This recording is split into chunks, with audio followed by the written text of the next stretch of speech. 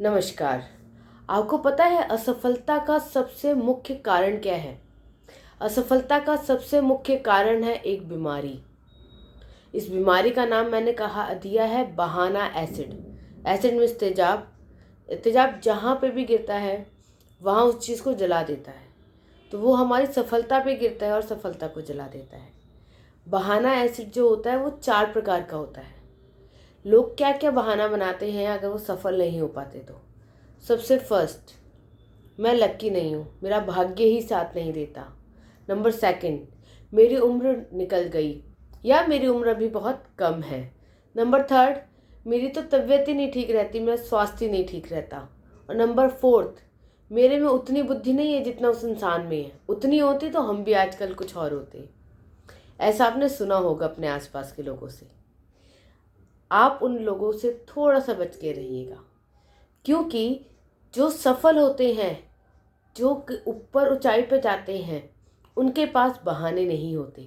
आपने देखा भी होगा, वो एक्सक्यूजेस नहीं देते हैं। तो अगर आपको भी सफल होना है या आपके आसपास कोई ऐसा व्यक्ति है जिसको आप चाहते हैं कि वो भी अपनी लाइफ में सफल हो, तो उसको भी कहिएगा कि अपने ऊपर जिम्मेदारी लेके और बहाना बनाना कम कर दे। कैसे, इसको बताने के लिए मैं एक एक पॉइंट को अच्छे से एक्सप्लेन करने की कोशिश करती हूँ।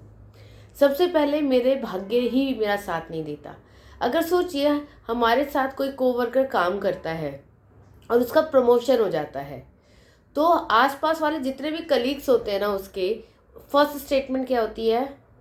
इसका ये तो बहुत लकी है, बिना कुछ किए इसका प्रमोशन हो गया। नंबर सेकंड, ज़रूर कोई इसने सोर्स लगाया हुआ, ज़रूर कोई जुगाड़ होगा। नंबर थर्ड, अरे यार बटरिंग करता रहता था ऑफिसर का, प्रमोशन तो होना ही था। हम कभी इस चीज़ का ध्यान ही नहीं देते क्या सच्ची में उसने उतने ही घंटे में कोई एक्स्ट्रा एफर्ट लिया क्या, कोई नया उसने कुछ अचीव किया क्या, उसने कोई हार्डवर्क किया। हमारे पास सिर्फ एक्सप्लेनेशन के लिए बहाने होते हैं। सेकंड, हमने बात की थी कि हमारा स्वास्थ्य नहीं ठीक रहता, तो उसके लिए यार मुझे हमेशा पता नहीं क्यों थॉट में कुछ लगा रहता है, मैं बहुत जल्दी जल्दी मुझे जुकाम सर्दी हो जाती है जिसके कारण मेरा पूरा ध्यान ही नहीं रह पाता काम पे। इस तरीके से कोई ना कोई बहाना आता है, तो उसको दूर करिए। क्योंकि अगर हम अपने आप को एक्सक्यूजेस देते रहेंगे तो हमारा जो सबकॉन्शियस माइंड है ना, वो उसके ऊपर बिलीव कर लेगा, और बिलीव होने के बाद वो आपके साथ घटना शुरू भी हो जाएगा। इसके बारे में मैं अगली वीडियो में आपको डिटेल में बताऊंगी। आज हम जिस टॉपिक पे बात कर रहे हैं उसी पे बात करते हैं। थर्ड नंबर चीज़ क्या आती है? थर्ड नंबर चीज़ आती है कि मेरी तो उम्र ही निकल गई। मैं उस एज में होता ना तो ये कर लेता। कई बार इंसान 30-35 साल में आके उसको लगता है कि मैं गलत जॉब पे हूँ, मेरी प्रोफाइल गलत है, या मैंने गलत बिजनेस चूज़ कर लिया है, पर अब तो मेरी उम्र निकल गई, अब मैं कुछ नया स्टार्ट नहीं कर सकता। आप सोचिए, एक रचनात्मक क्रिएटिव अच्छा वर्क करने की एज कितनी मानी जा सकती होगी? 20 से 70 साल तो कम से कम मानी जा सकती होगी। अपने रिटायरमेंट एज भी माने तो 20 से 60 साल तो है ही है। तो अगर आप 30 साल के हुए तो आपने तो 20 से 10 में 10 साल ही जिए, बाकी आपके पास अभी एज बाकी है। आपने 10% 20% लाइफ ही जी है, बाकी की बची हुई है।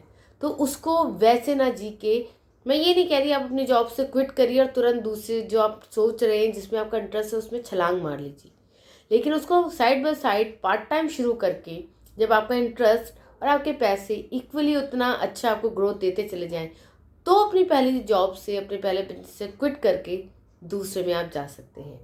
किसी भी काम की कोई एज नहीं होती। KFC इसका सबसे बड़ा एग्जाम्पल है जो आप सब जानते हैं। उसके बाद लास्ट हमारे पास क्या आता है? हमारा पहला बहाना था कि हमारा भाग्य साथ नहीं देता, दूसरा था मेरा स्वास्थ्य ठीक नहीं रहता, थर्ड था कि उम्र निकल गई है, फोर्थ हम में उसके बराबर बुद्धि नहीं है। एक चीज़ बताऊं, अगर अपने आसपास के आप ऑफिसर्स को भी देखेंगे, बड़ी ओहदे पे बिजनेसमैन को भी देखेंगे, उसके और आपके दिमाग में बहुत ज़्यादा फर्क नहीं होगा। IQ टेस्ट करा के देखिए, हो सकता है IQ आपसे कम ही हो, बस उसने अपनी योग्यता पे वर्कआउट किया होगा।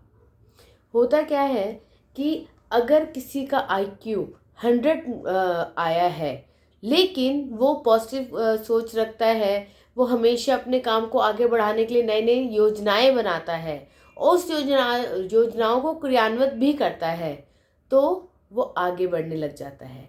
और किसी का IQ 120 140 हो लेकिन वो हमेशा से नेगेटिव थॉट्स रखता है, वो किसी भी चीज़ की कोई एक प्लानिंग नहीं करता, या फिर प्लानिंग जो बनाता है उसमें वो ढूंढता है कि क्या क्या इससे क्या क्या साइड इफ़ेक्ट हो सकते हैं, या अगर मैं ये बिजनेस करूँगा तो इसमें इस तरीके से लॉसेस आ सकते हैं, मैंने ये जॉब की तो यहाँ ये प्रॉब्लम आ सकती हैं, तो उसका IQ 120 या 140 होते हुए भी वो कुछ अचीव नहीं कर पाएगा।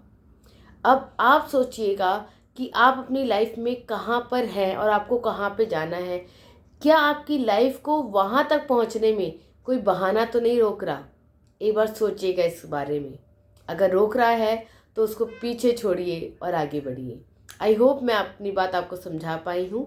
अगर मेरी बात आपको अच्छी लगी हो तो प्लीज़ मेरी वीडियो को लाइक करिए। अभी तक आपने सब्सक्राइब ना किया हो इस चैनल को तो सब्सक्राइब कर लीजिए, अपने फ्रेंड्स और फैमिली के साथ शेयर करिए। जय श्री कृष्णा।